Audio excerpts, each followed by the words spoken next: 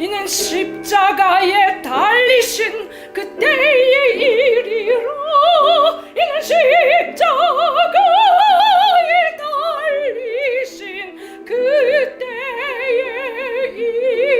일이라. 예루살렘 예루살렘 그 거룩한 성아,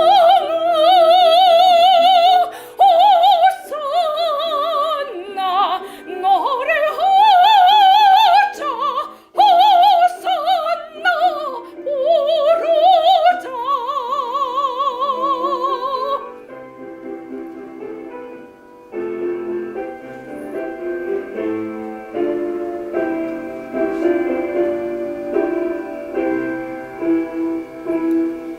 그 꿈이 다시 변하여 이 세상 다가고 그 땅을 내가 보니 그 유리 바다와 그 후에 환한 영광이 다 창에 비치니 그 성에 들어가는 자 참 영광이로다. 밤이나 낮이 없으니 그 영광뿐이라. 그 영광예로 설렘성 영원한 곳이라. 이 영광 예루살렘성 참 빛난 곳일세. 예루살렘 예루살렘 그 거룩한 성아,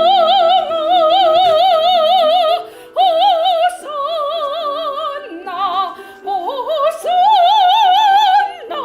호산나 부르자. 호산나 노래하자. 호산나 호산나.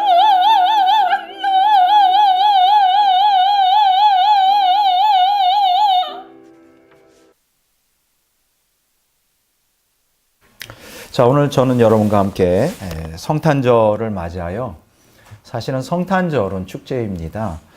우리 기독교 일각에서 좀 이렇게 특이한 것을 좋아하는 분들이 자꾸만 성탄절 12월 25일 날 과연 예수님이 탄생하셨느냐 하느냐, 그 뭐 태양절 가지고 우리가 로마의 신들을 숭배하는 날 가지고 왜 성탄절 하냐, 뭐 이렇게 시비를 거는데 참 어리석은 질문이에요. 성탄절은 예수님의 탄생 날짜를 기념하는 날이 아닙니다. 예수님의 탄생을 기념하는 날이에요. 그러니까 예수님이 언제 태어났는지는 아무도 몰라요. 어떤 사람들은 뭐 1월 달이라고도 하고 뭐 10월 달이라고 그러는데, 그거 그렇게 중요한 게 아닙니다. 뭐 언제 예수님 태어났던 게 뭐가 중요합니까? 예수님이 태어난 그날을 기념하는 날이에요. 그래서 오늘은 사실은 오늘 축제입니다. 그래서 오늘 성탄절날 뭐 여러 가지 뭐 동화극도 하고 찬양도 하는데, 오늘 특별히 이제 세계적인 그 소프라노 홍명희 집사님께서 우리 특별한 찬양을 해주셔서 감사를 드리고, 오늘 말씀만이 아니라 참 찬양을 통해서 우리가 은혜를 많이 받습니다. 오늘 굉장히 강하게 하나님의 은혜가 찬양 동안에 임하시는 것을 이제 지금 경험하게 되는데, 오늘 저는 여러분과 함께 마리아의 신앙이라는 제목으로, 오늘 본문 말씀은 누가복음 1장 26절에서 38절을 중심으로 오늘 성탄절 설교를 제가 하겠습니다. 제가 좀 길지만 제가 읽도록 그렇게 하겠습니다. 누가복음 1장 26절로 38절까지입니다.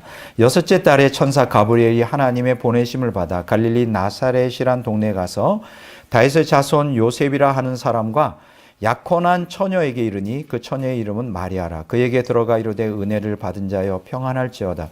주께서 너와 함께 하시도다 하니 처녀가 그 말을 듣고 놀라 이런 인사가 어찌함인가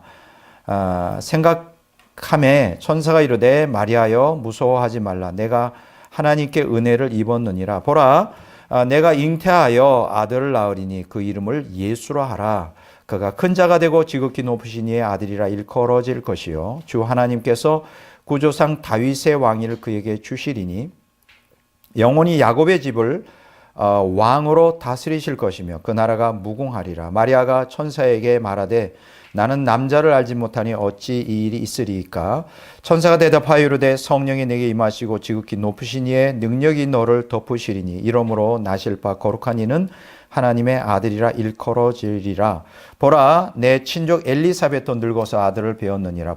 본래 임신하지 못한다고 알려진 이가 이미 6달이 되었나니 대저 하나님의 모든 말씀은 능하지 못하심이 없느니라. 마리아가 이르되 주의 여종이오니 말씀대로 내게 이루어지이다 하며 천사가 떠나가니라.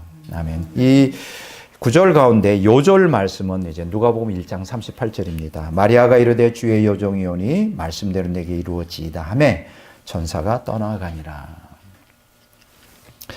오늘은 성탄절이에요. 저는 이상하게 다른 사람들도 그러겠지만 성탄절 하면 마음이 좀 설레이고요. 특히 어린 시절에서는 또 그 성탄절이 굉장히 많이 기다려졌던 그런 시기입니다. 오늘도 제가 이제 성탄절 메시지를 선포하는데요. 지난번에 설교를 혹시 기억하시는 분이 있는지 모르겠어요. 로마서 1장 17절을 중심으로 오직 의인은 믿음으로 말미암아 살리라. 이 제목으로 말씀을 함께 나누었습니다. 지난번 설교의 핵심이 뭘까요? 로마서 1장 17절 오직 의인은 믿음으로 말미암아 살리란 이 구절은 그 마틴 루터, 여러분 잘 아시죠? 종교개혁자 마틴 루터, 개신교를 시작한 마틴 루터가 자신의 그 이신칭의 교리, 이신칭의가 뭐죠? 믿음으로 의롭다함을 받음이라고 이렇게 우리 한국말로 번역할 수가 있는데 그거에 근거로 삼았던 구절이에요. 로마서 1장 17절이. 그런데 제가 뭐라고 설교를 했죠? 오늘날 대부분 다 개신교 신학자는 그렇게 또 루터의 전통을 따라 그렇게 해석을 해요. 이 구절은 칭의를 주장하는 구절이다. 저는 그렇게 아니라고 말씀드렸죠. 물론 칭의도 이 내용이 선포하고 있지만 더욱 성화를 가르치고 있다. 오늘 개신교에서 뭐가 빠졌어요? 칭의 신앙만 있지 성화 신앙이 없잖아요. 이게 이제 지금 개신교가 타락하고 세속화되는 아주 결정적인 역할을 어떤 면에서는 루터가 문을 열어주었다. 안타까운 현실이다. 이렇게 말씀을 드렸습니다. 자, 그런데 이제 우리가 이신칭의 교리에 이어서 이제 계속 우리가 다루려고 하는 부분이 이제 믿음이 무엇이냐는 거예요. 왜냐하면 루터의 이신칭의 교리에서 가장 그 문제가 되는 요소가 뭐냐면 믿음이라는 단어예요. 그러니까 쉽게 얘기하면 루터는 믿음을 잘못 해석하고 있는 거예요. 물론 믿음으로 의롭다함을 받는다는 것은 우리가 로마서 3장 21절에서 5장 21절에 나오는 칭의에서의 가르침에 중요한 요소로 작용합니다. 믿음으로. 그런데 문제는 뭐냐면 이 칭의 수단으로서의 이 믿음이 도대체 무엇이냐. 이게 지금 개신교 신학에서 제대로 정리가 안 돼 있는 상태예요. 굉장히 중요한. 그래서 이신칭의 교리에 대해서 앞으로도 좀 다루면서 이제 그 이신칭의 교리에서 가장 문제가 되는 이 믿음이라고 하는 단어가 성경적으로 어떻게 정의되어야 되느냐. 이게 잘못되면 이게 완전히 그 언어 유희로 끝나고 맙니다. 왜 이게 문제가 되느냐. 루터는 칭의됨의 수단을 인간의 행위가 아니라 믿음이라고 가르쳤어요. 그러니까 루터가 가르치는 그 믿음이라는 이 개념은 행위에 반대되는 개념이에요. 자, 그러면 성경에서 가르치는 믿음, 성경적 신앙은 루터가 가르친 것처럼 행위를 배제하느냐. 이거 좀 생각해 봐야 되겠죠? 단순히 이 믿음이라고 하는 것이 지적 동의와 확신에 근거한 믿음을 가르치는가. 이거 한번 좀 점검해 봐야 돼요. 왜냐하면 대다수의 개신교 신학자들이 그렇게 가르치고 있으니까. 과연 성경은 그것을 믿음의 전부라고 인정하는가? 그래서 제가 오늘 이제 마리아의 신앙에 대해서 설교하게 된 그 이유는 거기에 있는 거예요. 설교자로서 저에게 가장 그 어려운 것은 뭐냐면 설교 자체가 아니에요. 뭐 여러분들이 제 설교를 계속 듣고 계신 분들은 알겠지만 제 설교는 계속 이어져요. 끊임없이 이어질 겁니다. 근데 가장 제게 어려운 것은 이제 절기를 설교를 해야 될 때가 있잖아요. 1년에 우리 기독교 절기 설교 중에 가장 중요한 게 뭡니까? 뭐 부활절이나 추수감사절 그리고 성탄절인데 거의 대부분 제가 그 날짜에 걸려요. 그 시즌에 제가 이제 걸리게 되는데 굉장히 때때로 어렵습니다. 왜냐하면 절기를 설교를 하게 되면 그동안 계속 연속적인 주제의 설교를 맥을 끊게 되잖아요. 그렇게 되면 이제 제 설교를 듣는 분들이 계속 이어서 그 다음이 뭐로 이어질까를 궁금해하는 맥을 끊어버리면 그 굉장히 좀 서로에게 어려움이 있지 않겠나 이런 어려움이 있습니다. 지금 이신칭의 교리를 중심으로 믿음에 대하여 지금 이제 설교를 계속 해야 되는데 그 과정 가운데 이제 오늘 성탄절 설교가 제게 이제 할당이 되었단 말이에요. 그러니까 이 설교의 맥을 끊지 않을까 굉장히 염려했습니다. 그럼 어떻게 이걸 맥을 끊지 않고 연결할 수 있을까? 이 설교를 할까? 저 설교를 성탄절 설교도 여러 가지 종류가 많잖아요. 그래서 이 설교 저 설교 할까 하다가 이제 기도하는 가운데 하나님 지혜를 주십시오. 무슨 설교를 하면 좋겠습니까? 하는 가운데 오늘 본문 말씀에 딱 떠오른 거예요. 그게 뭐냐면 누가복음 1장 26절에서 38절을 본문으로 제목이 뭐냐? 마리아의 신앙이에요. 믿음에 대해서 앞으로 해야 되니까 마리아의 신앙을 한번 다뤄보면 좋겠다. 신앙이 무엇인지, 성경적 신앙, 그러니까 성경에서 가르치는 믿음의 본질이 뭔지를 오늘 개신교 신학자들이나 개신교인들이 거의 망각하고 잘못 오해하고 있는데, 그걸 좀 고쳐드려야 되겠다. 성경적 신앙이 뭔지. 그래서 이제 오늘 마리아의 신앙이라는 제목으로 이제 설교하게 된 것입니다.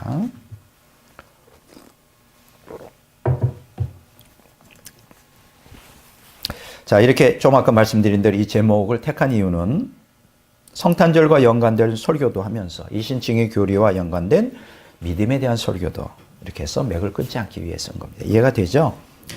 자, 오늘 성경적 신앙, 굉장히 중요한 주제입니다. 여러분 항상 관심을 가져야 돼요.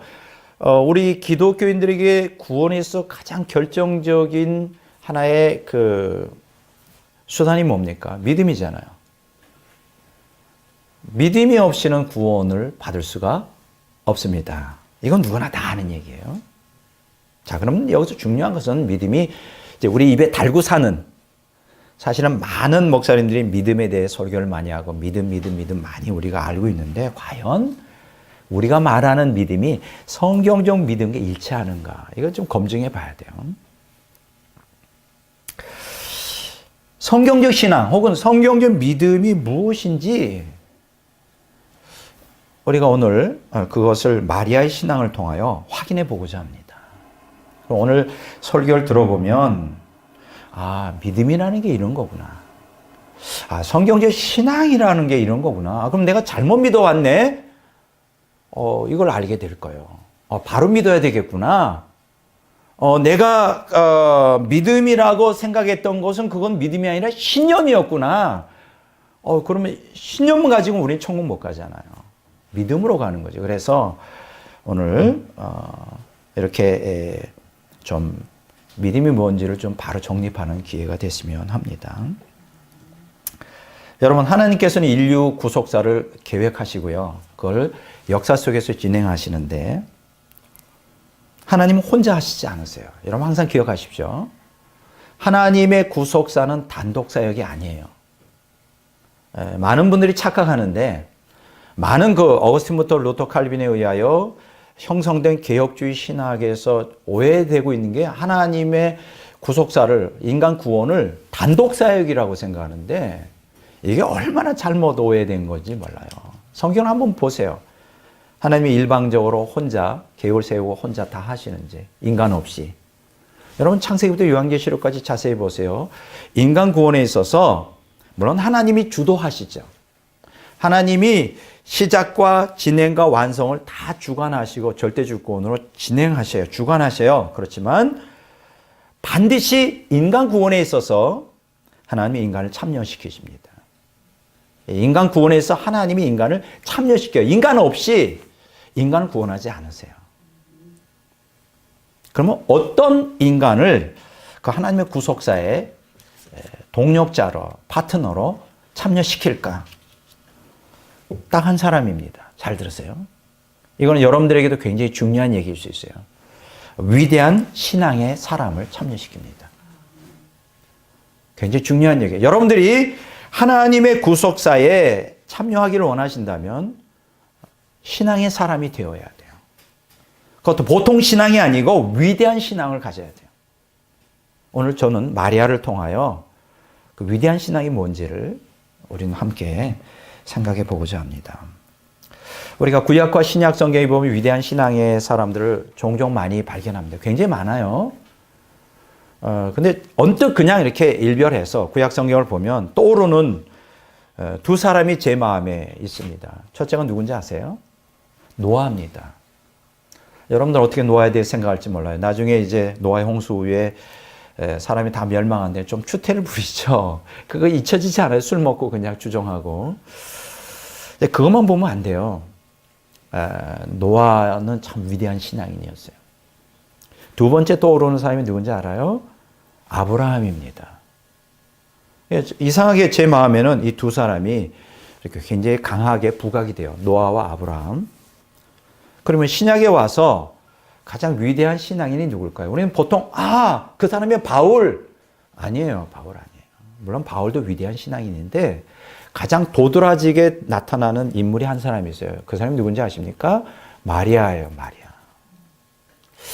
오늘 개신교인들은 마리아에 대하여 이렇게 평가를 높이 안 하는 것 같아요. 나는 그 이해는 해요. 왜냐하면 로마 카톨릭에서 너무 마리아를 갖다가 존경을 넘어서 숭배하니까 우리 개신교인들은 이렇게 그 반대급부로 마리아를 되게 높이 평가 안 하는데 안 그렇습니다, 여러분.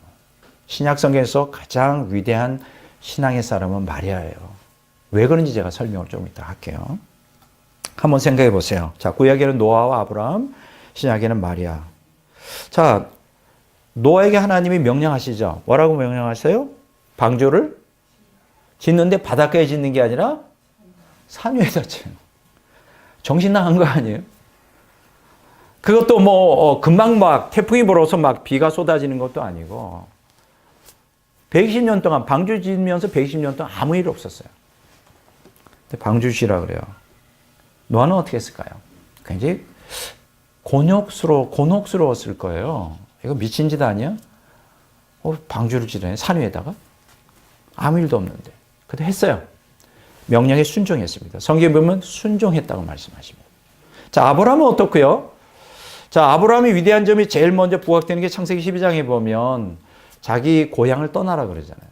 뭐 지금이야 뭐 비행기도 발전하고 사회 안전망이 다 구축돼서 어딜 가도 누가 뭐 할 사람이 없잖아요. 그때는 국가의 그 시스템이 작동이 안 될 때. 그래서 족장 중심으로 자기가 군대를 이끌고 있어야 돼요. 생명이 보장이 안 돼요. 그런데 그 가까운 동네, 옆 동네도 아니고 그 머나먼 그렇죠. 메소포타미아, 바벨론 그 지역에서 팔레스틴 지역으로 이주해야 된다? 정말 그 힘든 일이에요. 가다가 강도 만나서 죽을 수도 있고 굶어 죽을 수도 있고요. 자연재해로 죽을 수 있는 거예요. 떠나잖아요. 황당한 거예요. 황당한 거. 두 번째 가장 결정적인 일이 뭔지 아십니까? 하나님 명령하죠. 그 나이 들어서 그냥 애지중지 자기 생명보다 더 귀한 아들 이삭을 제물로 바치라는 거예요. 어떻게 생각하세요? 쉽다고 생각하세요? 여러분님은 하겠어요? 저에게 그렇게 하라면 과연 내가 할 수 있을까? 자문해 봐야 돼요. 아브라함을 우습게 생각하면 안 돼요. 얼마나 위대한 사람이에요. 했어요. 자기 목숨보다 더 귀한 것을 하나님께서 명령했을 때 바쳤다고요. 바치려고 했다고요. 보세요. 노아, 아브라함. 위대한 신앙인이에요. 자, 그러면 신약에 와서 마리아를 한번 보겠습니다. 이 사람은 그때 이제 보통 약혼하면 12살에서 17살인데 아주 마리아는 젊은 어린 사람이죠. 많아봐야 17살 정도밖에 안 됐는데 마리아의 태를 쓰겠다는 거예요. 결혼도 안 하고 고난 과정 중에 있는 사람에게 성육신, 예수 그리스도의 성육신을 위하여 마리아를 사용하겠다는 거예요. 어때요? 쉬울까요? 쉽지 않아요. 지금도 어려워요. 근데 지금과 그때는 달라요. 그때는요, 돌 맞아 죽습니다. 이런 굉장히 어려운 요구를 하나님이 하셔요. 근데 어떻게 했을까요? 구약의 노아와 아브라함, 그리고 그 외에 많은 위대한 신앙인들, 신약의 마리아, 그 외에 많은 위대한 신앙인들은 결단을 합니다. 믿음으로 순종해요. 하나님은 바로 이 인류 구속사에 이렇게 믿음으로 단호하게 결단하여 하나님과 말씀에 순종하고자 하는 사람을 중심으로 구속사를 진행해 가십니다.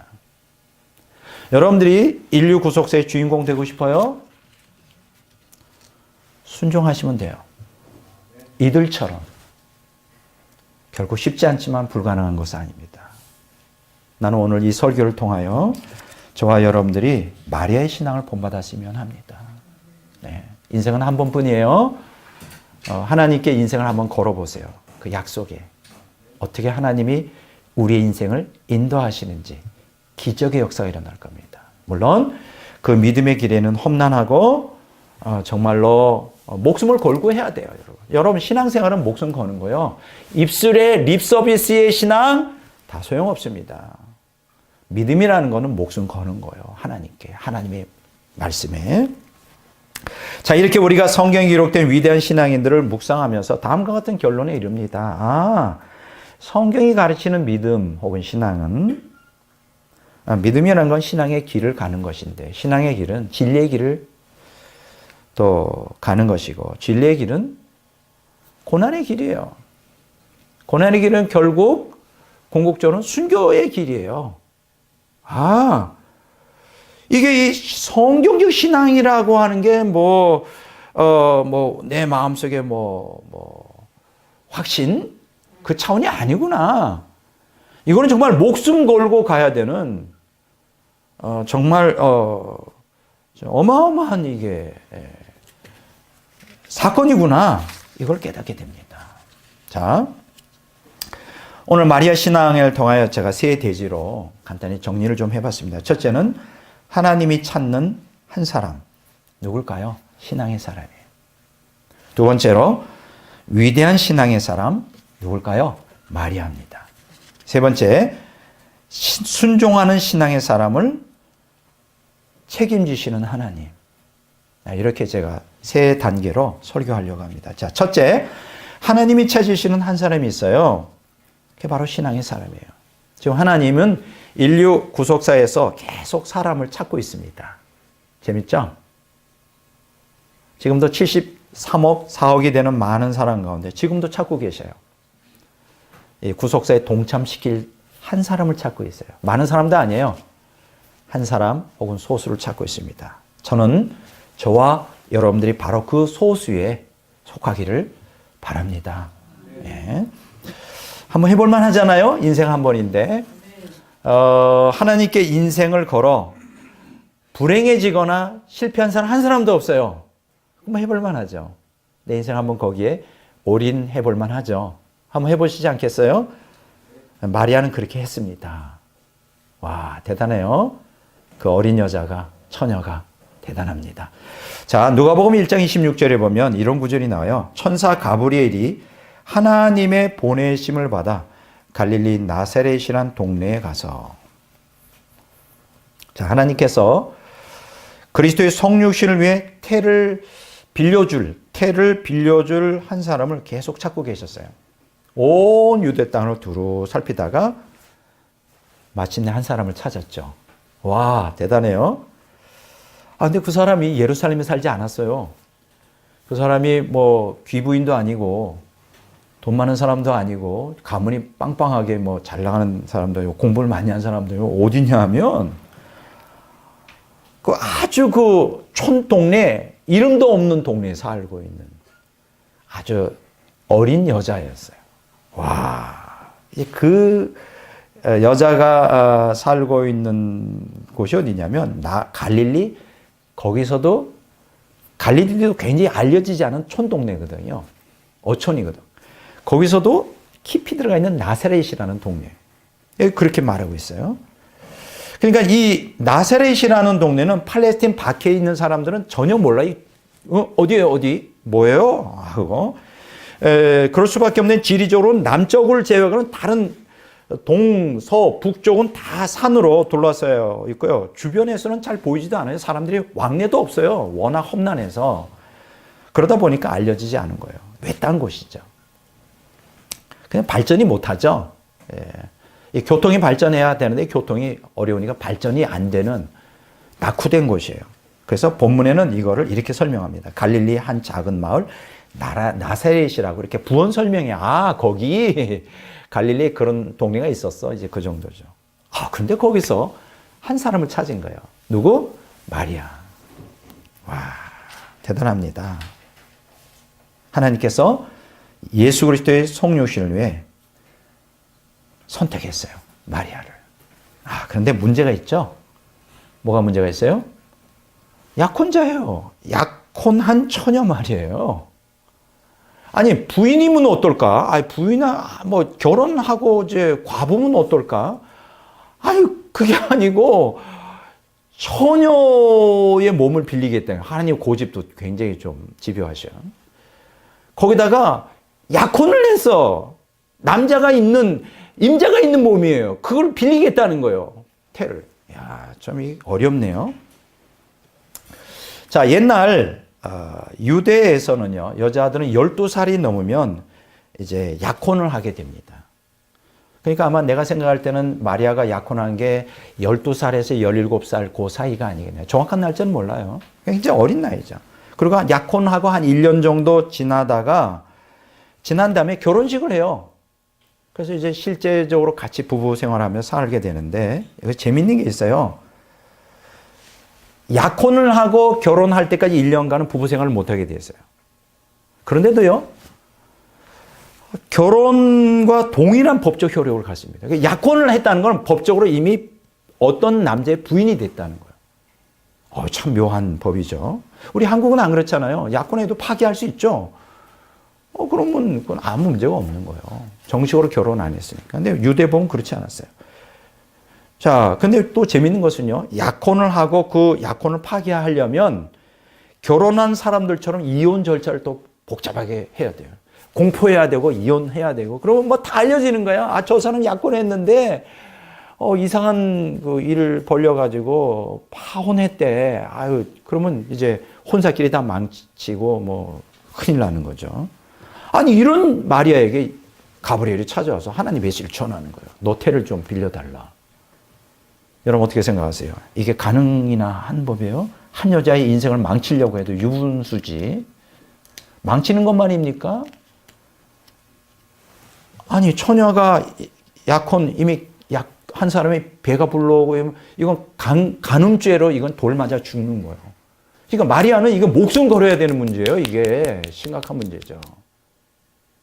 하나님께서 여러분들을 쓰기 위하여 목숨을 달라고 할 때 여러분 할 수 있을까요? 생각해 보세요. 성경이 말하는 믿음은 바로 그런 차원인 것이에요.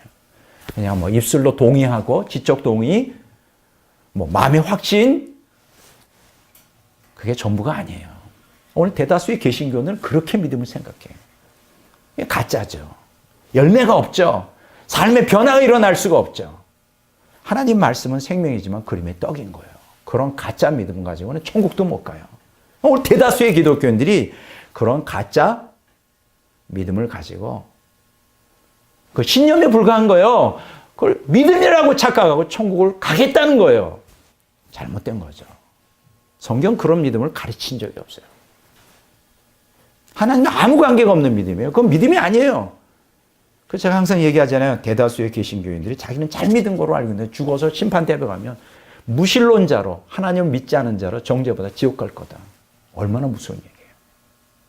나는 오늘 여러분들이 성경적 신앙으로 회복되시기를 주의 이름으로 축원합니다. 이게 가브리엘 천사가 과관이죠. 마리아에게 나타나서 이런 얘기를 하는 거예요. 누가복음 1장 28절에 뭐 은혜를 받은 자요. 또 누가복음 1장 30절에 또 반복합니다. 내가 하나님께 은혜를 입었느니라. 여러분 어때요? 하나님의 은혜가 여러분들이 임했습니다. 여러분 어때요? 저도 뭐 은혜를 종종 경험하지만 하나님의 은혜가 임하면요. 막 행복해요. 막 행복하고 뭔가 막 그냥 즐겁고 하나님은 뭔가 부어주시는 선물이잖아요. 하나님의 은혜가 그런 종류예요. 뭐 마리아도 예외는 아니겠죠. 하나님의 은혜를 받은 자요. 하나님의 은혜가 너에게 임했다. 마리아가 갑자기 생뚱맞게 가브리엘 천사가 나타나서 그런 얘기하니까 충격을 먹었겠죠. 뭐 마리아가 신앙이 좋은 사람이니까 오우 놀라지 않았겠어요? 도대체 어떤 의도로 그런 얘기 하시지? 생각하게 되는 거예요. 그 천사의 말을 음미하고 그 의미를 생각합니다. 여러분들 기억하세요. 오늘 대다수의 개신교인으로 착각하는 게 있어요. 은혜는 그냥 공짜라고 생각해요. 은혜는 물론 선물이지만 공짜는 아니에요. 이런 기억하세요. 하나님의 은혜가 임하는 것은 그냥 아무 목적 의미 없이 주시지 않습니다. 여러분 저도 경험해 보는 거지만 하나님의 은혜가 강하게 임하잖아요. 능력이 임하잖아요. 막 성령의 불이 임하잖아요. 그럼 깊이 생각하셔야 돼요. 저는 처음에 몰랐어요. 그냥 은혜 그냥 공짜인 줄 알았어. 그냥 누리기만 하면 되는 줄 알았어요. 그런데 나중에 여러 번 은혜를 받으면서 그 과정 중에 일어나는 사건을 보니까 큰 은혜가 임하면 반드시 엄청난 시련이 오더라고요. 왜 하나님 은혜를 주시느냐? 그 시련을 이기라고 힘을 주기 위해서 위로 차원에 주시는 거예요. 근데 난 그것도 모르고 막 은혜가 임하고 막 환상이 열리고 막 불이 임하면 그냥 좋아. 너무 좋은 줄 알았어요. 공짜인 줄 알았어요. 공짜가 아니더라고요. 하나님의 은혜가 그냥 오는 게 아닙니다. 은혜를 주시면 거기에 엄청난 시련이 와요. 시험을 하셔요. 마리아도 똑같았어요. 은혜를 받은 자요. 이거 뭔 소리일까? 근데 그 다음에 이제 무서운 얘기가 나오는 거지. 인간으로서는 받아들일 수 없는 하나님의 제안을 받는 거예요. 여러분 그러니까 하나님의 은혜가 임하면 무조건 좋아하지 마세요. 나에게 하나님이 뭘 요구하시려고 이렇게 갑자기 강하게 임하시는 거야. 바짝 긴장하세요. 네. 마리아도 똑같았어요. 하나님이 엄청난 제안을 하시는 거예요. 뭐라고 제안했을까? 정리하면 너의 태를 좀 사용하고 싶다.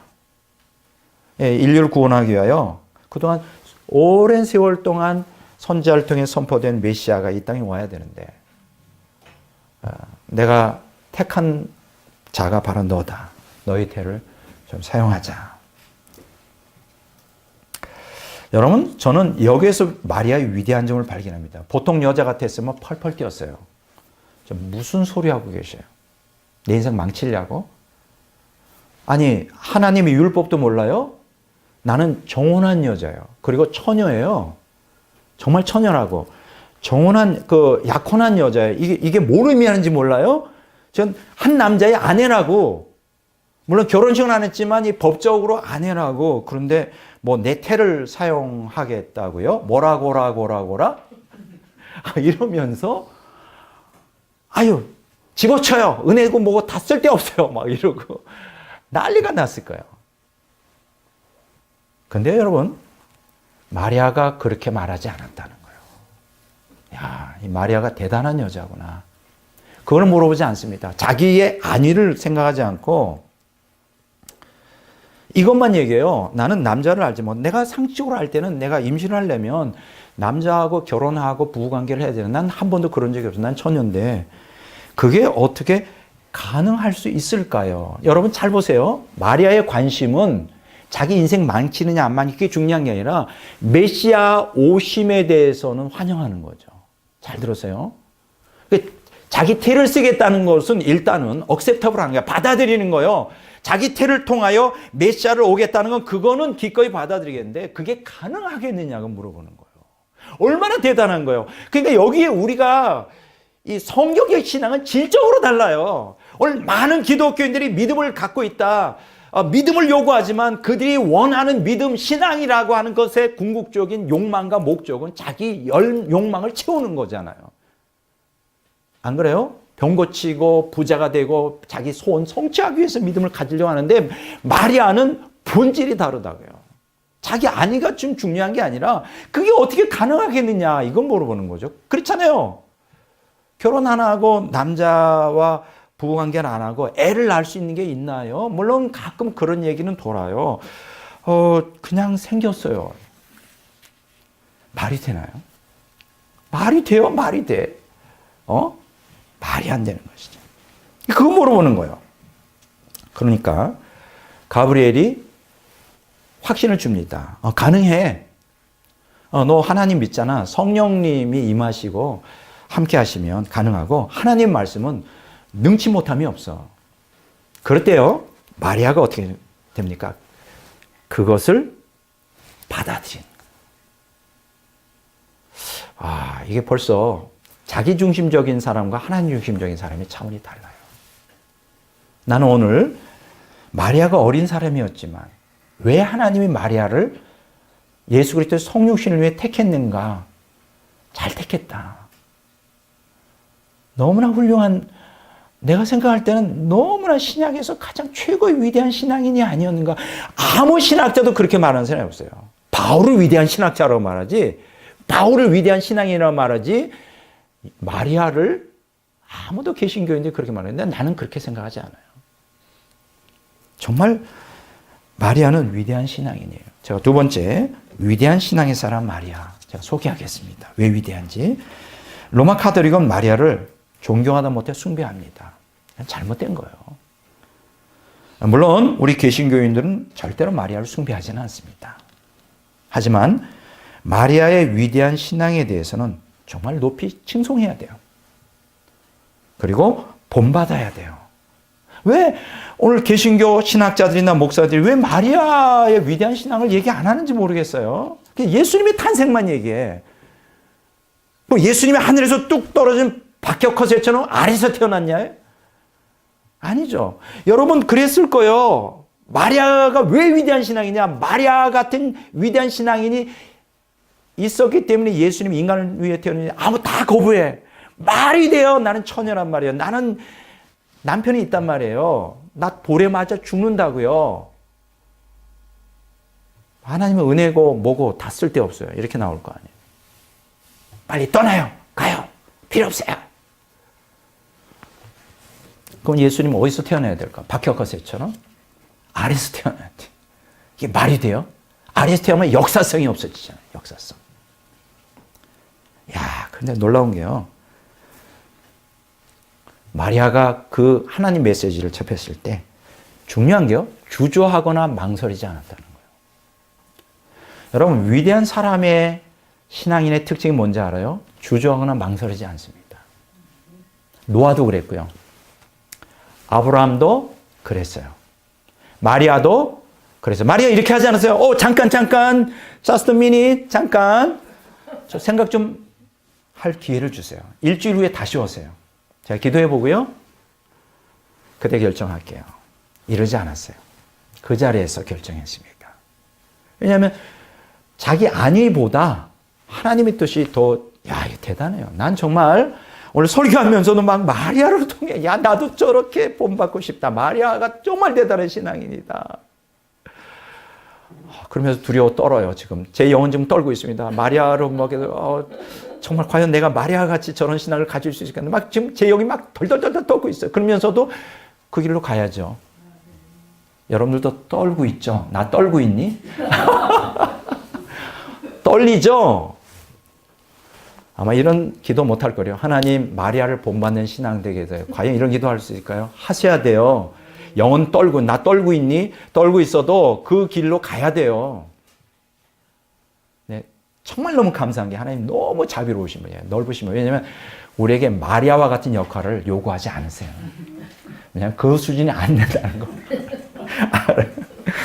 저도 그 수준이 안 된다는 거 아니에요. 그건 요구 안 해요. 우리의 수준에 맞는 걸 요구하시지. 여러분에게 절대 아브라함이 요구했던 이삭을 바치라는 그거는 안 하니까 걱정하지 마세요. 하나님 그렇게 무자비하신 분이에요. 다 사람 봐가면서 하시지. 다만 제가 여기서 드리고 싶은 얘기는 본받자는 거예요. 마리아의 신앙의 자세를 본받자. 이거는 할 수가 있어요. 이거 할 수 있어요. 누구나 다 할 수 있습니다. 본받자는 거예요. 마리아는 하나님 말씀에 주저하거나 망설임 없이 믿고 순종했어요. 이게 위대하다. 이게 바로 성경적 신앙이에요. 여러분, 성경적 신앙입니다. 마리아는 인생을 망치거나 돌에 맞아 죽을 수 있는 위험한 선택을 믿음으로 수용했어요. 여러분, 믿음이라는 게 뭘까요? 선택하는 거예요. 어느 누구도 태어날 때부터 강인한 믿음을 갖고 있지는 않습니다. 많은 인생의 성공과 실패를 통하여 또 하나님을 경험하면서 하나님을 따라가는 과정 가운데 우리가 날마다 선택해야 돼요. 여러분, 예수님 믿는다는 거, 하나님 말씀에 순종한다는 거는 우리의 위험한 선택을 받아들이는 거예요. 믿음으로. 그게 믿음이에요. 믿습니다. 이게 믿음이 아니에요. 하나님을 나의 알라딘의 요술 램프처럼 이거 믿음 운동에서 말하는 건 가짜 믿음이에요. 그건 신념이에요. 그건 믿음 아니에요. 거기서 말하는 믿음의 대상은 하나님이 아니라 인간이 만들어 놓은 우상이에요. 성경에서 말하는 하나님은 우리에게 믿음의 선택을 요구하셔요. 근데 그 믿음의 선택이 우리의 안정적인 인생을 뒤흔들어 놓을 수 있어요. 여러분, 성경을 한번 깊이 연구해 보세요. 모든 신구약 성경에 나타난 위대한 신앙의 사람들이 다 그 위험한 선택을 인생을 걸고 목숨을 걸고 갔어요. 그래서 구속사의 주인공이 됐어요. 여러분들이 인생은 한 번뿐인데 정말 하나님의 구속사에 참여하여 주체로서 역할을 갈망한다면 이들을 본받아야 돼요. 선택하시고 결단하셔야 돼요. 결단하세요. 저도 했어요. 저도 결단했기 때문에 오늘날 제가 신학자가 될 수 있었던 거예요. 하나님이 택한 거지. 제가 뭐가 잘나서 신학자라고 말하세요. 하나님이 신적 지혜를 주시니까 하는 거죠. 예. 여러분도 할 수 있어요. 아직도 자기의 안위와 하나님의 그 위험한 선택으로 부르는 그 믿음의 결단 사이에서 지금 굉장히 망설이는 분들이 있을 수 있어요. 그건 나 이해합니다. 그냥 망설이기만 하면 안 돼요. 한번 믿음으로 디뎌보세요. 한번 하나님을 믿고 신뢰하고 여러분의 신앙을 디뎌보세요. 어떻게 역사가 일어나는가. 그건 제가 세 번째에서 말씀드릴 거예요. 하나님은 바로 그 결단을 원하십니다. 그러면 나머지는 하나님이 도와주실 거예요. 자, 본문에서 마리아가 이르되 주의 여정이오니 말씀대로 내게 이루어지이다. 이것이 오늘 제가 본문 말씀의 요절이라고 그랬죠. 누가복음 1장 38절. 근데 이것을요, 제가 메시지 성경을 좋아한다 그랬죠. 굉장히 문학적이면서 굉장히 뚜렷하게 우리에게 와닿아요. 제가 한번 읽어볼게요. 영어로. Yes, I see it all now. I'm the Lord's maid, ready to serve. Let it be with me just as you say. 이렇게 되어 있어요.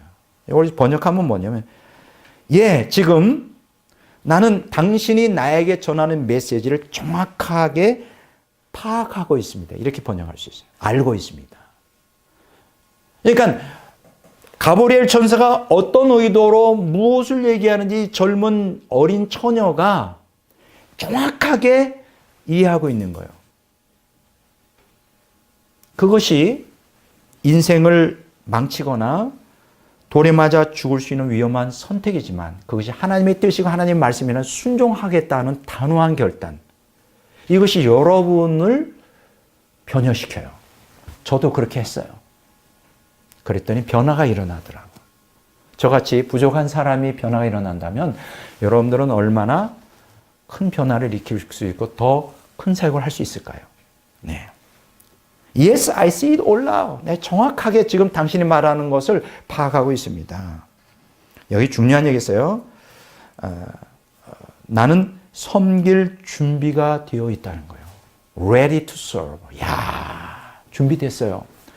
나 진리의 길, 고난의 길, 순교의 길을 갈 준비가 되어 있어요. 얼마나 대단한 거예요. 여러분, 인간이 언제 위대할까요? 진리를 위해 목숨을 바치는 것보다 더 위대한 게 있을까요? 인간은 그걸 선택할 수가 있어요. Ready to serve. 나는 준비가 항상 되어 있어요. 말씀만 하세요. 나는 주를 위해 목숨을 바칠 준비가 되어 있습니다. 얼마나 하나님이 기뻐하실까? 그러면 하나님이 이렇게 말씀하니까 그래? 잘 됐다. 너 오늘 죽어봐 한번. 이렇게 하실까요? 그렇게 무지막지 하신 분이 아니세요. 이제 3번에서 제가 그 얘기를 하겠습니다. 얼마나 로맨틱하게 이 스토리가 열매를 맺으면서 끝나는지. 야, 그래서 나는요, 하나님 믿기를 참 잘했다. 마귀를 따라갔으면, 그래, 너 죽어봐. 이러고. 하나님은 그런 분이 아니세요. 자비하시고, 인자하시고, 사랑에 풍성하시고, 아, 나는 그냥 하나님 믿기를 참 잘했다. 앞으로도 믿을 거예요. 좋으신 분이라. 지금 수십 년 믿으면서, 와, 하나님 믿더니, 야, 보통 고집 세인 분이, 아유, 이제 그만 믿어야 되겠어. 그동안 많이 속아왔어. 이제 앞으로 속지 않을 거야. 근데 제가 수십 년 믿었거든요, 예수. 제가 그래봬도 신앙인으로서 수십 년, 목사가 된 지도 한 35년 넘고요. 거의 50년 이상 믿어요. 믿은 결과 좋으신 분이더라고요. 처음에 잠깐 오해한 적이 있었어요. 가끔. 초창기에, 그리고 중년까지도 이제, 오래가네. 중년까지, 거의 40 초반까지 엄청 오해한 적이 있었는데, 그건 옛말이고요. 다 옛말. 뭐, 그럴 수도 있잖아요. 그래서 지금 와 보니까, 좋으신 분이더라고. 좋아하신 분이. 그래서 앞으로 남은 인생도 주께 충성하기로 했어요. 내가 요새 계속 하나님께 약속합니다. 하나님, 목숨 걸고 충성을 다하겠어요. 함께 해주세요. 내가 주님을 절대 실망시키지 않겠습니다. 내가 충성하겠습니다. 막 하나님께 막 소원 약속을 해요. 내가 남은 인생 주를 위하여 모든 걸 바치고 주를 위하여 정말 청빈하게 살고 거룩하게 살고 정말 겸손하게 남은 인생 동안 하나님을 위하여 다 바치겠습니다. 요새 막 겁나는 제가 약속을 하나님께 막 해요. 근데 하나님 되게 기뻐하셔요. 그리고 나는 이렇게 해요. Ready to serve. 난 준비되어 있어요. 죽을 준비도 되어 있고 주를 위해 헌신할 준비되어 있습니다. 이게 멋있는 인생이에요. 이게 행복한 인생이 아니고 이게 성공한 인생이 아니고 뭐예요? 뭐 행복과 성공이 뭐 돈 많아야 되고 뭐 무슨 차요? 뭐 제니시스를 타고 다녀야 성공한 건가? 아유, no way. 절대 그렇지 않아요. 인간의 가치는 그런 데 있잖아요. 제니시스 제일 좋은 차라며. 아유, 그게 인간의 가치가 있잖아요. 이런 멋있는 결단. 신앙의 사람이 이게 굉장히 오늘 재밌죠? 오늘 축제예요. 크리스마스. 이날이라도 좀 풀고 축제를 좀 해야죠. 자, 마리아의 죽음을 각오한 결단이 잘 들으세요. 예수님의 성육신을 가능케 했다는 거예요. 마리아가 노했으면 어쩌면 예수님은 박혁거세처럼 아래서 태어났을지 몰라. 얼마나 참 이게 역사성이 없는 얘기예요. 근데 여기 중요한 얘기를 합니다. 본문의 말씀에 여종으로 번역된 헬러, 나는 여종이오니. 우리 개혁성경은 더 적나라하게 계집종이라고 말하고 있어요. 난 그게 더 표현이 좋은 것 같아. 자기를 낮추는 말이잖아요. 계집종, 메이즈. 근데 여기 여종이라고 하는 게 둘로스라는 여성 명사가 써요. 둘로스가 쓰였는데요. 여기 뭐냐면 노예를 의미해요. 그러니까 우리가 헬라 원어에 보니까 둘로스가 여러분 그 벤허라고 하는 유명한 영화 있잖아요. 그 벤허가 거기에 그 한때 잘못돼가지고 노예선에 그 배 밑창에서 노를 졌잖아요. 그게 바로 둘로스예요. 쇠사슬에 묶여 있는 자기 마음대로 할 수 없는 속박된 그 노예. 이게 둘로스예요. 이 마리아가 자기를 그렇게 표현해요. 그래서 이걸 결코 주인의 뜻을 거스리지 않는 하녀로 번역할 수 있어요. 여러분, 하녀가 주인의 뜻을 거스리면 얼마나 힘들까요? 응? 나 못해요, 주인님. 알아서 하세요. 뭐 이렇게 하면. 하녀가 주인을 잘 받들어 섬기면 얼마나 기분이 좋을까, 행복할까?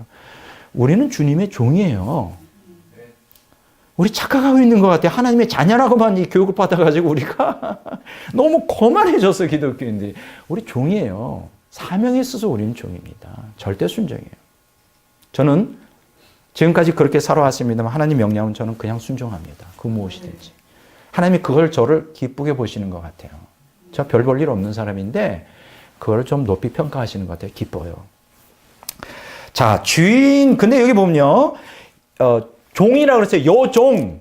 근데 이게 주의 여종이에요. 주의 여종. 여기서 주의라고 하는 소유격, 퀴리오. 그게 본질이 주인을 말하는 퀴리오스의 소유격이거든요. 철저하게 주인에게 예속된 여종의 모습을 연상케 합니다.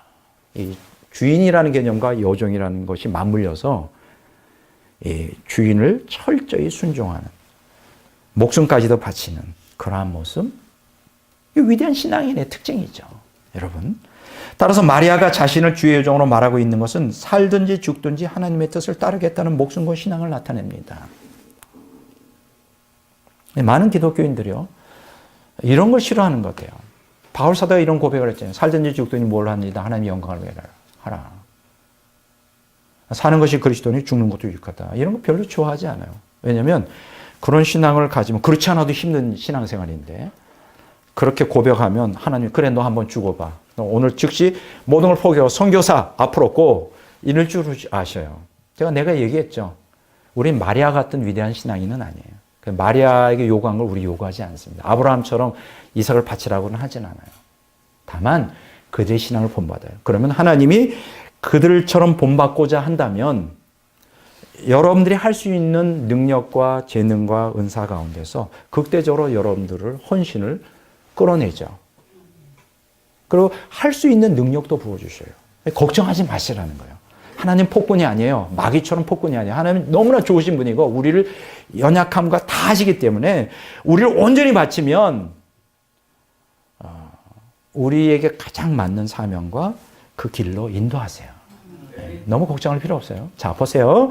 마리아가 대단한 신앙이라 그랬죠. 처녀에다가 어린데 그 자기 태를 빌리자 그랬을 때 보통 여자 같았으면 말이 되냐고 펄펄 뛰면서 내 인생 망칠 거냐고, 나 돌 맞아 죽어요. 그 나사렛이라는 동네가 얼마나 좁은 동네인데 뭐 몇백 명 사는지 몇천 명 사는지 정말 좁은 동네예요. 여러분, 조그만 시골 동네는 말이 퍼지면 그냥 금방 돌잖아요. 도망갈 때도 도시도 아니야.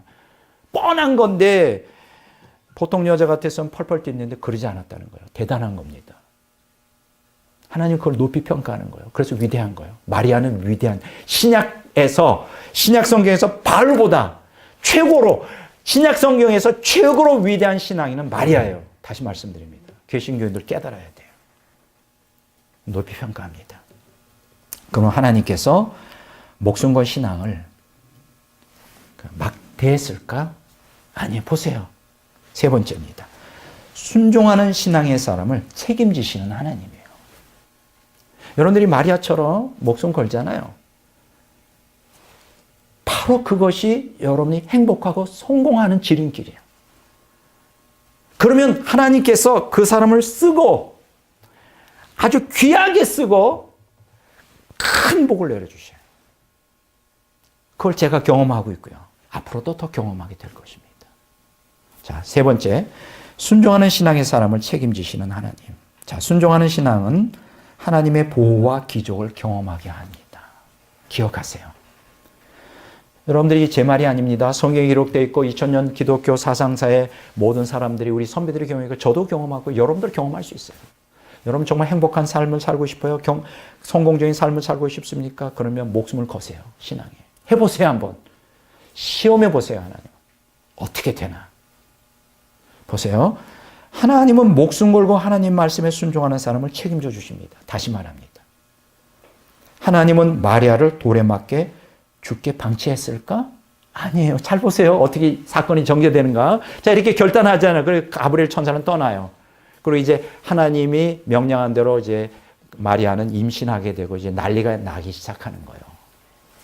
자, 그러면 하나님은 어떻게 했을까? 세 단계로 마리아를 보호하시고 마리아를 이 세상에서 가장 성경에 나오죠. 복 있는 여자로 만드십니다. 난 부러워요, 마리아. 근데 참 대단한 신앙이에요. 자, 첫 번째 뭐예요? 제일 문제가 되는 사람이 누굴까요? 마리아가 임신한 것에 대해서. 요셉이지, 요셉. 남편이잖아, 나. 큰일 났어. 이걸 어떻게 설명해야 돼? 저 요셉 남편님. 저기요, 제가 방앗간 지나가는데 그냥 갑자기 임신이 됐어요. 이렇게 이해가 돼요? 요셉도 훌륭한 신앙인인데 설명했을 거예요. 왜냐하면 숨길 수가 없잖아요. 임신한 게 이제 드러나잖아요. 그랬을 때 하나님이 어떻게 했을까? 놀라운 마태복음 1장 19절에 25절에 보면 그 얘기가 나옵니다. 이 문제는 어떻게 했냐? 이미 밝혀졌어요. 그 마리아가 임신한 사실이 그럼 뻔하지 뭐. 정조를 지키지 않고 옆집에 철수하고 썸씽이 있었구나 알게 되는 거죠. 얼마나 괴로웠을까. 여기 조그만 천연 줄 알고 아주 신앙들 이게 아주 부두방까지 올라왔네. 얼마나 괴로웠을까. 그래서 이 보통 남자 같았으면 어떻게 했을까요? 여러분 보소. 내 마누라가 이렇게 그래서 막 이혼장을 써가지고요. 막 공개적으로 공개하게 돼 있어요. 이 여자는 왜냐하면 왜 자기 부인을 버리는지를 이유를 말해야 되잖아요. 동네에서는 그냥 버리면 또 안 되잖아요. 공개장을 써가지고 이 여자 보소. 이 여자가 뭐 어쩌고 저쩌고 해가지고 거시기해서 거시기했다 막 이렇게 하면서 나오면 마리아는 거기서 완전히 매장되고 돌 맞아 죽는 거예요. 끝장나는 거예요. 그런데 얼마나 요셉이 훌륭한 분인지 정조를 지키지 못한 마리아를 공개적으로 파혼하면 안 되잖아요. 자기가 모든 걸 다 십자가를 짊어지고 그냥 조용하게 비밀리에 끊고자 했어요. 굉장히 괴로웠겠지. 기도하면서. 그때 마침 가브리엘 천사가 나타난 거죠. 꿈에. 마리아 데려오기를 두려워하지 말라. 그러면서 마리아가 잉태한 거는 초자연적인 역사로 하나님의 메시아를 위한 태를 빌린 것이다. 그냥 아내로 데려와라. 예. 이렇게 설명합니다. 신명기 24장 1절에 보면 사람이 아내를 맞아 데려온 후에 그게 수치스러운 일이 발견되고 그를 기뻐하지 않으면 이혼 증서를 써서 그의 손에 주고 당장 집에서 쫓아내라 그랬어요. 원래 그게 풍습이에요. 근데 그렇게 안 했죠. 조용히 끊으려고 했어요. 얼마나 위대한 사람이에요. 난 그래서 마리아만큼은 아니지만 참 요셉 훌륭한 신앙인이다. 그걸 받아들여요. 그걸 그냥 조용하게 결혼을 진행합니다. 하나님은 얼마나 멋있는 분이에요. 자, 요셉 문제를 해결해 주잖아요. 그럼 요셉은 다 해결됐어. 근데 이제 문제가 또 있죠. 친척은 어떡하고? 친척이 그거 이해할까? 어머니, 아버님, 제가 방앗간 지나가는데요. 그러다가 이렇게, 그럼 요셉하고 잤어? 그거는 아니고요. 어떻게 그걸 이해하느냐고, 처녀가 임신하는. 근데 놀라운 방법을 하나님 쓰는 거예요. 누가복음 1장 39절에 56절이면 친척을 어떻게 해결하는지 보세요. 마리아가 천사가 뭐라고 얘기했어요? 마리아가 어떻게 처녀가 잉태할 수 있습니까? 그러니까 걱정하지 마. 너의 친척 엘리사벳이 임신한 지 6개월 됐어. 애 못 낳았잖아 나이 들어서. 그럼 하나님의 능력으로 그렇게 한 거예요. 정말이요? 그럼 나도 가능하겠네. 그 얘기 들었잖아요. 천사가 떠난 후에 나이 들어서 애 못 낳는 엘리사벳이 임신했다는 거 막 기뻐가지고 천사가 떠나자마자 짐 챙겨가지고 간 거예요. 엘리사벳이 사는 동네로. 누가복음 1장 36절에 급히 엘리사벳이 달려갔죠. 근데 이 엘리사벳과 마리아는 친척이에요. 근데 조금 먼 친척 같아요. 사촌간은 아니에요. 왜냐하면 엘리사벳은 레위 지파고요. 마리아는 유다 지파. 그러니까 아마 조상적에 서로 지파끼리 결혼하는 과정에서 이렇게 결합이 됐나 봐요. 근데 어쨌든 둘은 친척인데 좀 가깝게 지낸 것 같아요. 친족이라고 말할 수 있고요. 근데 이 엘리사벳이 사는 동네는 나사렛에서 한 150km 정도 떨어져 있어요. 헤브론 남쪽 유타 지방으로 추정되는데요. 거기까지 가려면 한 4일 길 정도. 밤낮으로 걸어와서 4일 길 가야 돼요. 왜 그렇게 갔을까? 축하해 줘야 되잖아요. 그러니까 자기가 임신한 거는 말을 아직 못 하는 거예요. 그럼 어떻게 설명해? 그냥 축하해 주기 위해서 간 거예요. 또 감동이 오고. 막 달려갔어요. 정말 축하해요. 엘리사벳 정말 잘 됐어요. 임신했다면서요. 6개월 됐다면서요. 천사가 알려줬어요. 막 둘이 붙잡고 펄펄 뛰는 거지. 여자들 그 특이한 게 있잖아. 손잡고 막 기쁘면 둘이서 뛰는 거. 남자들 그렇게 안 하더라고. 감사합니다. 축하합니다. 이렇게 손을 딱 한번 하지. 그렇게 하는데, 근데 놀라운 일이 벌어지는 거예요. 자, 이렇게 하니까 잘 들으세요. 엘리사벳을 마리아가 축하하는데 엘리사벳이 알아보는 거예요. 성령이 감동해서. 아니요. 이게 중요한 게 아니에요. 지금 내가 임신한 게 중요한 게 아니라 아니요. 주님의 어머니가 오셨잖아. 메시아를 잉태하셨잖아. 성령의 감동으로 그 음성을 듣는 거예요. 거기서 다 알려줬어. 아직 이때는 약혼기간이에요. 약혼기간인 거 어떻게 아는지 알아요? 그 엘리사벳과 3달을 거기에 유하고 있어요. 3달을. 결혼한 여자가 그렇게 할 수 없잖아요. 아직도 결혼하지 않은 상태에서 누가복음 1장 56절에 보면 마리아가 엘리사벳과 3달 함께 거기 지냈다 그러잖아요. 다 알려진 거예요. 친척들이. 이게 성령으로 잉태된 게 다 알려진 거예요. 설명할 필요도 없어. 그래가 엘리사벳을 찬양합니다. 너무 감사합니다. 구속주를 보내주시고 구세주를 보내주셔서 이 마리아를 통하여 다 그 해결됐지. 말 필요가 없는 거예요. 자, 친척들이 다 해결됐죠. 요셉이 해결됐죠. 자, 근데 문제가 남은 게 동네 사람이에요. 이것도 보통이 아니지. 이걸 어떻게 해결해야 될까? 2가지 사건이 벌어집니다. 첫째는 누가복음 1장 7절에 가이사 아구스토의 호종력이에요. 이 역사적인 사실은 시저 아우구스투스 황제 때 그 모든 자기 밑에 있는 그 통치 지배 아래에 있는 속국에 로마 속국 아래에 있는 자들에게 호족을 등록하라 그랬어요. 그 이유가 뭘까? 보통 우리가 상적으로 호족 어떤 뭐 주민등록증을 하는 거는 2가지예요. 하나는 전쟁이 일어났을 때 뭐 군대를 동원하거나, 2번째는 제일 중요한 게 세금 걷는 거지. 그 사람이 어디 사는지 몇 명인지 아래 세금을 얼마 정도 걷잖아요. 어쨌든 호종령, 어떤 지배를 강요해서 아우구스토가 호종령을 내려서 바로 이 예수님을 잉태했을 그 시즌에, 그게 이제 아우구스토가 BC 27년에서 AD 14년까지 통치했는데, 그래서 이제 요셉과 마리아도 유다 지파니까 이제 베들레헴에서 나사렛까지 145km나 멀리 떨어져요. 거기로 자기 고향으로 가서 호족을 등록하러 각자 다 간 거예요. 이상하게 예수님 잉태에서 그런 사건이 벌어졌다고. 아마 예수님 임신하여 몇 개월이 지났을지 몰라요. 거의 뭐 하여간 겉으로 드러나기 시작하니까 이게 또 커지면 이제 동네 사람들이 알 거냐요. 그 전에 바로 호적하기 위해서 베들레헴으로 갑니다. 첫 번째, 하나님이 동네 사람들을 이렇게 분별을 흐리게 만드는 연막작전이었고, 2번째가 뭐냐 하면 예수님이 하자마자 곧바로 베들레헴에서 오지 않았어요. 그러면 좀 사람들이 이상할 거 아니에요. 아니, 없었는데 언제 애 낳았어요? 뭐 이렇게.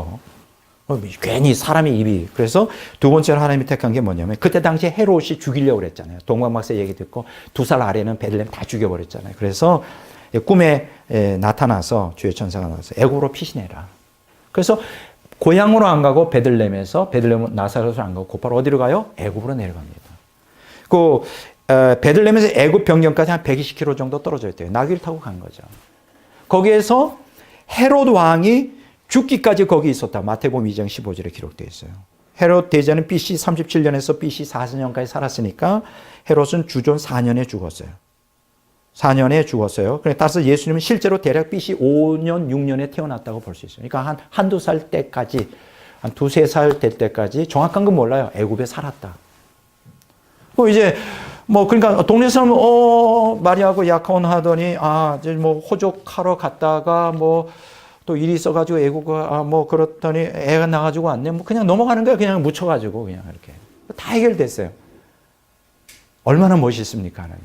이거 인간이 머리로 짜낼 수 있겠어요? 여러분 걱정하지 마세요. 하나님께 목숨 거는 거 두렵죠. 과연 하나님 날 책임지실까? 책임지셔요. 걱정하지 마세요. 한번 믿어보시라니까. 하나님께 믿어봐요. 우리가 하도 속아와서 나도 못 믿는 세상에 세상도 못 믿고 하나님도 못 믿는 거예요. 이런 불신 세상에 한번 믿어보시라니까요. 믿어봐요. 저는 믿고 있습니다. 너무 좋아. 내가 믿고 맡겨보니까 하나님, 내가 겪어보니까 참 좋으신 분이더라고요. 사람은 겪어봐야 하는 거예요. 자, 결혼입니다. 가브리엘 천사가 마리아에게 언급한 하나님의 큰 은혜는 마리아에게 치명적 고통으로의 초대였어요. 메시아에 오시면 올 위에 간절한 소망인데, 그것은 죄로부터 유고한 하나님의 거룩한 성품에 참여, 하나님과의 생명연합인데, 그러나 이런 일이 성취되려면 마리아의 순결한 태가 필요한 것이죠. 처녀가 아기를 잉태해야 하는 황당한 일을, 고통을 감내해야 하는 거예요. 여러분, 하나님은 시대마다 이런 황당한 요구를 믿음으로 받아들일 마리아와 같은 신앙의 사람을 찾고 계십니다. 지금도 찾고 계세요. 나는 여러분들이, 이 설교를 듣는 여러분들이 마리아와 같은 신앙을 본받고 바로 마리아가, 제2의 마리아가 되길 바랍니다. 하나님은 시대마다 그런 사람을 찾는데, 하나님이 원하는 거는 학벌도 미모도 가문도 재물도 아니에요. 제가 보니까 그거 갖고 있다가 쓰는 거 아니더라고. 하나님의 뜻에 살든지 죽든지 철저히 순종하는 신앙의 사람을 찾고 있어요. 지금까지 그렇게 못 살았다면 늦은 거 아니에요. 아직 목숨이 붙어 있잖아요. 지금이라도 결단하세요. 주님께 순종하겠다고. 바로 그런 신앙의 사람을 통하여 구속사는 진행되고요. 앞으로도 진행될 겁니다. 바로 이런 신앙의 소유자가 구속사의 주인공이에요. 우리 이런 기도 많이 하죠. 하나님 우리 가정을 화평하게 해주세요. 행복한 가정으로 만들어주세요. 교회를 부흥시켜 주세요. 이날의 정의와 강같이 흐르게 도와주십시오. 기독교가 너무 세속화돼서 타락했어요. 회복시켜 주십시오. 그런 하나님은 이렇게 응답하십니다. 잘 들으세요. 그래 너의 소원을 들어주겠다. 그러려면 너의 태가 필요하다. 너의 땀과 눈물과 겸손과 희생과 인내와 재물과 오해당함과 치욕의 십자가를 짊어져야 그것이 이루어진단다. 자, 너는 자신을 부인하고 그 원대한 열망을 너의 태에 잉태하거라. 그 순간 우리는 갑자기 태도가 돌변하죠. 얼굴이 확 달라지면서. 하나님 지금 뭐라고 말씀하시는 거예요? 누가 저를 통해 그 일을 이루라고 했어요? 그 일 때문에 내 삶에 조금이라도 손해가 온다면 저는 절대로 용납을 가만 안 둘 거예요. 하나님. 실제로 여러분들 영이 그렇게 하고 있어요. 겉으로 점잖게 얘기 안 하고 있지만 절대로 난 손해보는 일 안 해요. 제발 그러지 마세요. 손해 안 보면 여러분 평범하게 살다 가요. 구속사의 주체가 될 수가 없어요. 지금 너무나 일꾼이 필요한 시대예요. 마리아와 같은 신앙이 절실히 필요한 시대예요. 그것도 다수가 필요 없습니다. 소수라도 마리아 신앙을 따라 목숨을 걸고 인생을 걸고 모든 것을 걸고 하나님께 순종하는 것. 이게 성경적 신앙이에요. 이게 구원 얻는 신앙이고 성화되는 신앙이고 칭의의 구원 얻는 신앙이고 성화되는 신앙이고 총가는 신앙이에요. 오늘 성탄절을 맞이하여 마리아의 신앙을 본받는 저와 여러분들이 되시기를 주의 이름으로 축원합니다.